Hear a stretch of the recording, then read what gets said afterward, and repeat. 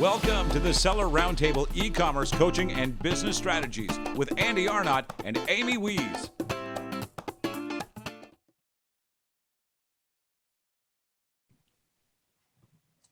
Hey, what's up, everybody? This is Andy Arnott with Amy Wees.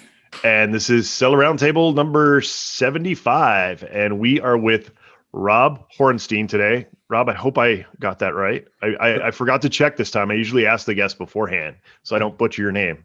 Yeah, that was perfect. Awesome. Welcome, man. Thank you so much for being on Seller Roundtable today.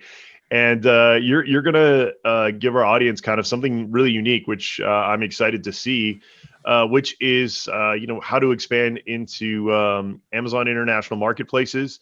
But before we get to that, we always like to get kind of a little background so that, people can kind of learn who our guests are. So if you wouldn't mind sharing with us, a little more about you, share as little or as much as you like, things like where you're born, where you live now, past jobs, college, school, anything you want to share about your journey to where you are now.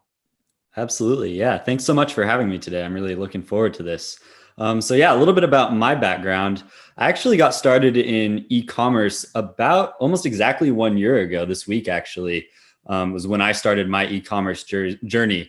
It's kind of right at the end of my time in college. I graduated last December in what turns out to be a global pandemic. So not exactly a great timing to be looking for my first job. And so I kind of decided, okay, I'm really gonna try to make this e-commerce thing work. I'm gonna try to go into this full time and really try to scale it up. And at that point was when I really started to get into FBA and really try to push and scale my business. And as a part of that, I got connected with eGrow, which is kind of a seller research tool that I wasn't very familiar with before. And I'm just doing some kind of outreach and kind of marketing for them, doing a lot of videos and things like that. And it's been a really awesome experience for me because I've gotten to speak with so many sellers, both in the United States as well as around the world, who are selling on using Amazon FBA in categories and in countries I didn't even really think of as a possibility. So it really just opened my eyes to the opportunities, not only here, but also around the world, and has really gotten me excited to actually start selling internationally as well. Awesome. Yeah, that's excellent. I'm like I said, I'm excited to see kind of where you think that the biggest opportunities are in terms of the Amazon marketplaces. So if you guys are watching the video on YouTube or on our website, sellerroundtable.com, you can actually see Rob's slides. If you guys are listening to this on the podcast, you can go back to the website and check those out. But he's also going to kind of talk you through it as he goes. Absolutely. So let's go ahead and get started. We'll just take a look at the US marketplace. I'm sure many of you guys are kind of aware of some of the information about selling on FBA in the United States, but I think it's kind of a great baseline to get an understanding for all these countries that we're going to look at moving forward. And again, if you guys have questions or if any of the audience throws in questions, feel free to cut me off and we'll get into that. But the United States FBA market is the oldest one in the world, founded in 1995. And in the United States, there's over $600 billion in e-commerce revenue every year. So there's huge opportunity, but with that also comes huge competition. Amazon's really got a strong foothold in that marketplace. And so there's really, been great opportunity over the last several years. And it continues to be good opportunity in the US, but it's just becoming more difficult all the time in terms of the number of competing sellers as well as the investment required to get started.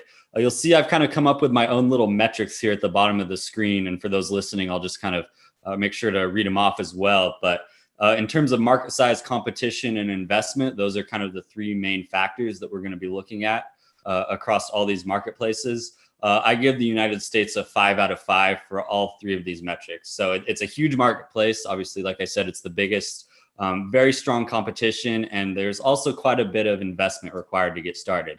In some cases, you can definitely find opportunities to get started on a smaller budget, but in comparison to some of these other markets that we're going to be taking a look at, you're not going to get as much bang for your buck, so to speak. So just kind of just wanted to give you guys this information so we have kind of a framework for where we're going to go moving forward.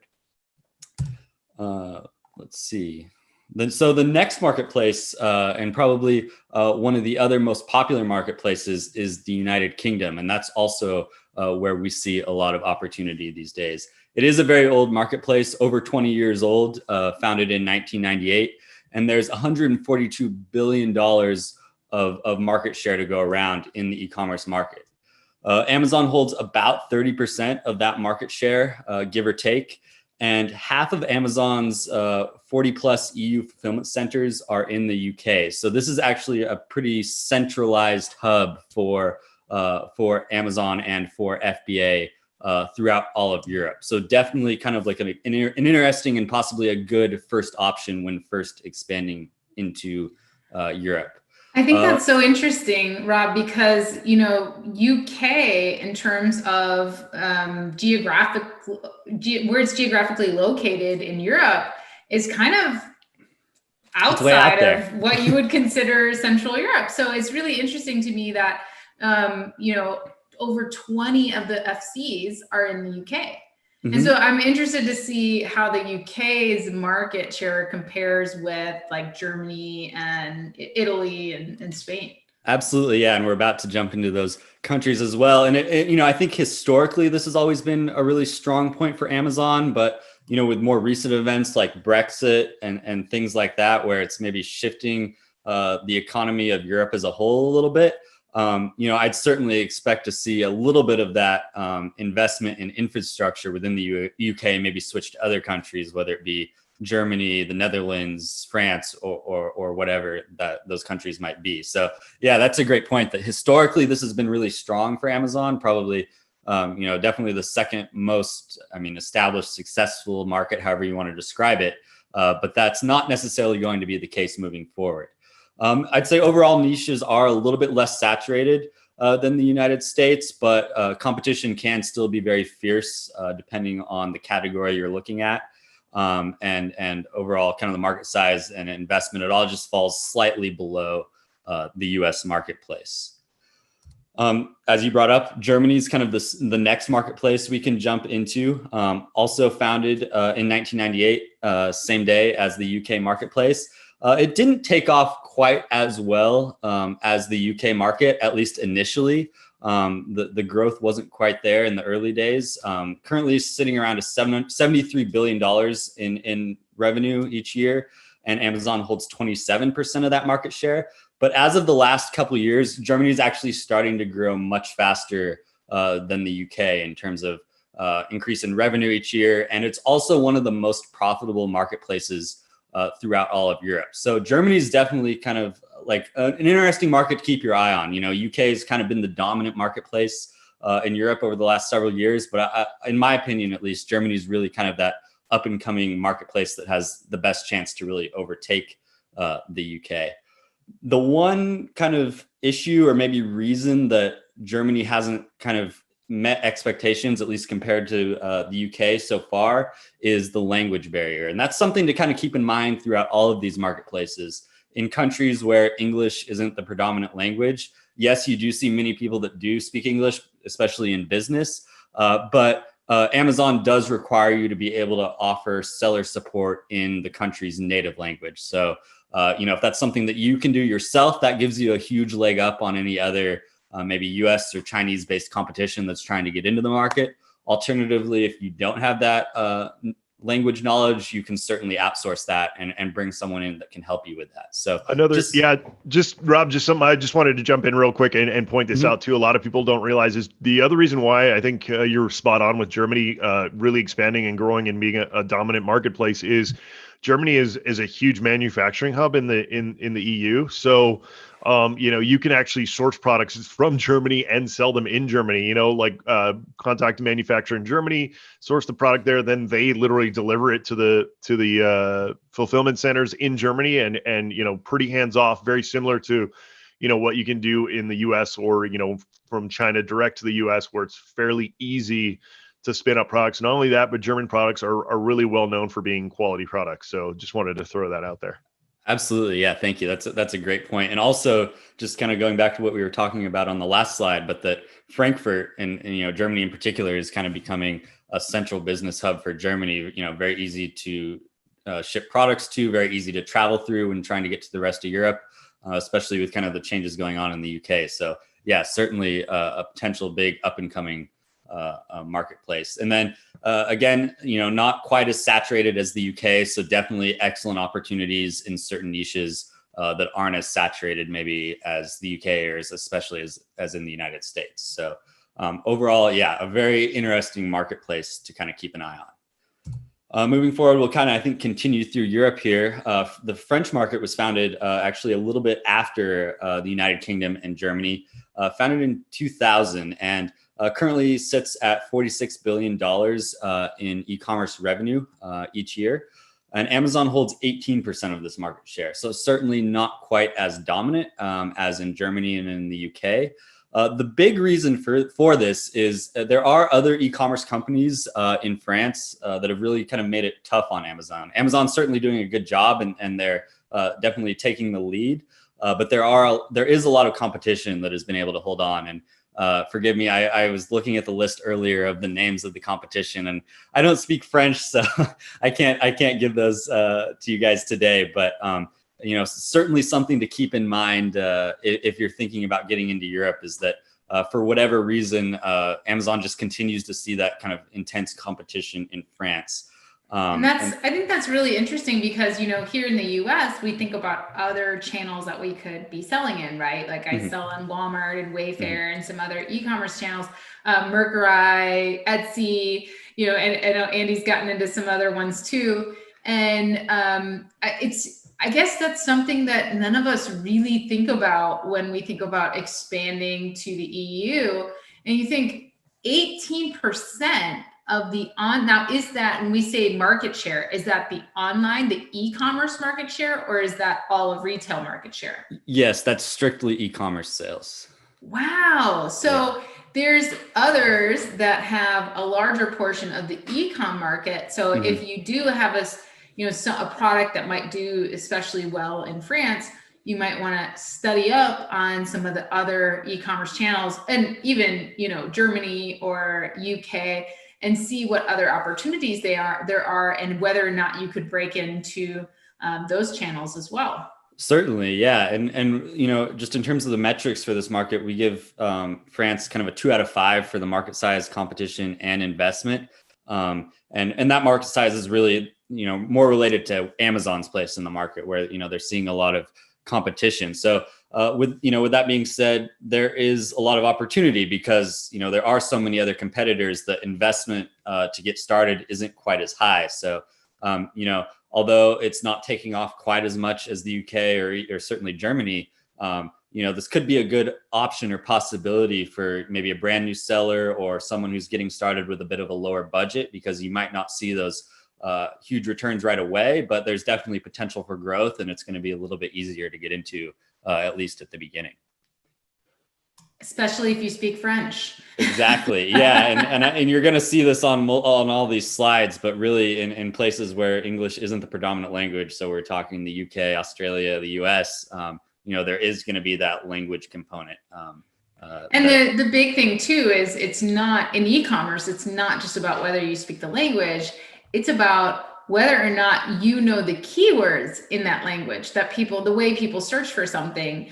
We've had Jana Krekik on a couple of times from Wild Tea Translations, where she explains like, hey, it's not as simple as just like Google translating your listing on, one of these other international platforms, because that's not necessarily related to a keyword or the way someone would call that thing that they're searching for it to show up in search results. So exactly. That's a great point. I mean, when I'm doing product research, trying to understand what's trending in these international marketplaces, I get all these keywords, for example, in French, and I go to translate them. And I think, that's kind of a weird way to phrase it. Like, that's not how people would search for that item in America, but you really kind of have to have that understanding of not only being able to like speak the language, but like you were saying, really understand it and be able to use it like in a business sense. So yeah, that's a great point. I think the other thing that people really have trouble with in Europe when they're expanding into Europe is all of the VAT charges. I have a couple of clients in the UK, and they're okay because their businesses are based in the UK. But I know a lot of my clients who are in the US who are selling in the UK, they've been hit with these huge VAT, these tons of VAT charges, right? Mhm. Where some of them didn't plan. They thought there was like a loophole where they only had to sell underneath a certain amount and they wouldn't have to pay that, but that turned out to not be true. So have you studied any of that, Rob, in terms of what people are running into when you're a US-based seller who wants to expand? Have you studied anything about the import, export, the local VAT charges, anything like that? Certainly, yeah, that's definitely something to keep in mind when you're looking to expand into an international marketplace. And that is, research that you can do yourself, because it's going to be kind of a case by case basis. How it works in France is going to be different than how it works in Australia, obviously. So I would, definitely encourage people that they need to do their own research specific to the market that they're looking to get into. It also doesn't hurt to have some sort of representation that's familiar with that market and maybe their tax laws as well, whether it's a lawyer, an accountant who has an understanding of either the laws in that country or how to get information about the laws in those countries as well. But you'll see here, we're going to jump into Brazil fairly soon here. And that's going to be a big point I'd like to cover, talking about that market as well, is just, some of the taxes and the duties that you have to pay when sending products into that country really don't make it worth it in a lot of cases. So, that's something that you have to factor into your profitability calculation that you may not think about when strictly selling in the US. So let's go ahead and jump into Canada now. Founded a little bit later than France, back in 2002. So market is, about 18 years old now or so. And they have a $25 billion e-commerce market. And over the last few years, Amazon has really focused on optimizing delivery. Canada, at least relative to the United States, doesn't have a huge population, but it's very spread out, right? Geographically, it's a very large country. So that's a big challenge. That's been a big challenge for Amazon, is trying to improve distribution and really figure out the best way that they can serve their customers. And I think that's something that they are starting to really be able to improve upon. That's been helping sellers quite a bit. There are also other e-commerce giants in Canada, whether it's Walmart or eBay, kind of similar to the United States, where, it's not necessarily hurting Amazon too much, but if you are interested in getting into e-commerce in Canada, you might also consider looking at some of these other avenues as well, because there's certainly a lot of opportunity in that case. So, generally market size, competition, investment, all, kind of middle of the road, about 3 out of 5 in terms of, it's not too overwhelming for brand new sellers, but the market is, I would say, trending in the right direction. And it's not a market that I hear talked about very often. So certainly something to consider. Yeah, know that well. I've had some experience selling in Canada, and what I learned, well, first of all, Amazon has a new program where they are, I believe it's called NARF, where they are fulfilling your products for you. But some people who are living in Canada are saying that that when they buy through that program, they get charged extra on those shipping charges for Amazon to fulfill it from the US to Canada. The VAT from the US to Canada is actually quite expensive. And so some of my products are made in the US. And so I was importing or exporting up to Canada, right, from the US. And the VAT charges were so high on my products that I ended up having to raise my price, right, of my products to cover it. And then fulfillment was also very expensive. In Canada, they have their delivery, their postal service program is not as, I would say, robust as it is in the US. So sometimes delivery is delayed and there's issues with that. And so what I found out is that when I raised my price in Canada, what the Canadians were doing is they were just going on Amazon.com and ordering the products there at a lower price. And some of them have US-based addresses where they can just go and pick up the products and whatever, right? But yeah, I learned the hard way that if you cannot import directly into Canada from your wherever your country is, wherever that product is being produced. So if you have products being produced in China, for example, it's best for you to ship that direct to Canada's fulfillment centers for fulfillment versus trying to use the NARF program or trying where Amazon fulfills it between Canada or Mexico from the US, or trying to ship to the US first and then move all your stuff to Canada and paying those charges again, right? At least if you're putting your products right from China to Canada, then you're only paying those charges one time. But oh my gosh, I definitely learned my lesson there in terms of selling in Canada. For people that live in Canada and can source locally, this is an incredible opportunity because they can keep their prices low. They're already paying those charges on those products at the point of purchase and not having to pay them again and again like the rest of us. So that's what I learned about selling in Canada, and I'm going to try the NARF program a little bit and see how well that works. And it's a good thing to try because you don't lose anything, right? If it works for your products, it works. If not, then then you're not out any money. You didn't send anything to Canadian fulfillment centers and have to try and sell out of that inventory. Yeah, that's interesting. I'm sorry, go ahead. No, Andy, go ahead. No, yeah, I was just going to add to that. So I don't know if you guys log into your Seller Central accounts today, you'll actually see in the kind of news and updates section that they just kind of expanded and made it easier for you to do the remote fulfillment with FBA. But what's new, I don't think this was the case before, is it says if you use this program now, it'll give you the Prime badge in Canada as well. And they also take care of, like Amy was saying, like any of the cross-border logistics, right? So import duties, getting the product up there, it's pretty much like super hands-off. But like Amy mentioned, what you will want to do is definitely look at those fees and make sure that your products are priced. You can actually price them differently. There's another new section where if you go into the edit screen of your Amazon products now, they're at the bottom there. There's actually kind of this little tiered thing that shows you, okay, this is what you're charging in the US, this is what you're charging in Mexico, and this is what you're charging in Canada. And make sure you guys adjust those prices to make sure that you're, getting that profit margin that you expect. But this is really cool in the sense that you're getting to now expand into Canada and Mexico with almost no, zero work.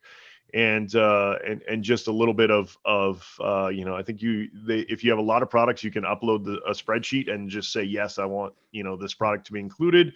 If you only have a few products, you can just go into the remote fulfillment with FBA settings and just specify, hey, I want these ASINs included. So pretty interesting play by Amazon to get, more products into Canada and Mexico from the US. Thanks for tuning in to part 1 of this episode. Join us every Tuesday at 1 p.m. Pacific Standard Time for live Q&A and bonus content after the recording at sellerroundtable.com. Sponsored by the ultimate software tool for Amazon sales and growth, sellerseo.com and amazingathome.com.